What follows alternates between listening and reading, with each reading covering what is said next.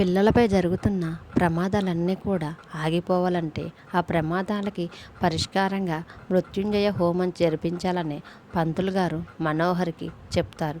మనోహరి పంతులు గారు చెప్పిన విధంగానే అమర్ని, పిల్లల్ని, రాతోడు ఇంకా చంబ అందరూ కలిసి మృత్యుంజయ హోమం చేయటానికి గుడికి వస్తారు. అమర్ గారు మృత్యుంజయ హోమం చేయటానికి హోమం ముందు కూర్చొని ఉంటారు. పంతులు గారు మంత్రాలు చదువుతూ ఉంటే అమర్ గారు హోమం చేస్తూ ఉంటారు. మరోవైపు పిల్లలు ఒక పక్క, చంబ, మనోహరి ఒకవైపు నిలబడి ఉంటారు. అమర్ సార్కి పక్కగానే రాతోడు కూడా నిలబడి హోమాన్నంతా చూస్తూ ఉంటాడు.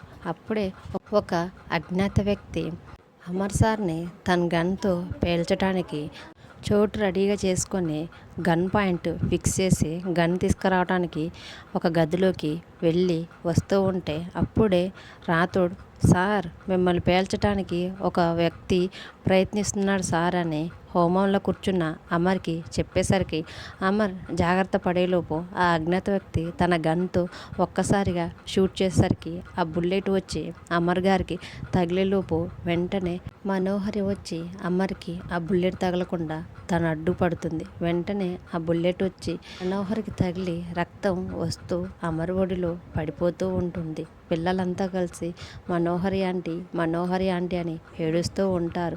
చంబ అయ్యో మనోహరి, అమర్ గారు కూడా మనోహరి అని మనోహర్ని పిలుస్తూ ఉంటారు. అప్పుడు చంబ, సార్ ఎలాగైనా సరే మనోహరి ఆ బుల్లెట్ కారణంగా చనిపోయేలా ఉంది.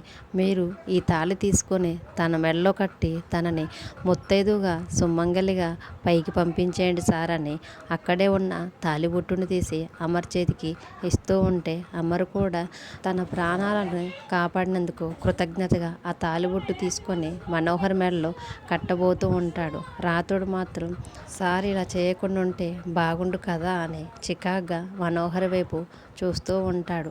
మనోహర్ వేసిన ప్లాన్లో భాగంగానే మనోహర్కి ఆ బుల్లెట్ తగిలి మనోహరి అమర్ గారిని పెళ్లి చేసుకోవాలనుకునే ఈ ప్లాన్ ఫలించబోతుందా, లేకపోతే రాతోడు ద్వారా మృత్యుంజయ హోమం గురించి తెలుసుకున్న బాగి ఎలాంటి ప్లాన్ వేసి మనోహర్ మెడలో అమర్ గారు తాళి కట్టకుండా ఏం చేస్తుందో అప్కమింగ్ ఎపిసోడ్లో చూద్దాం.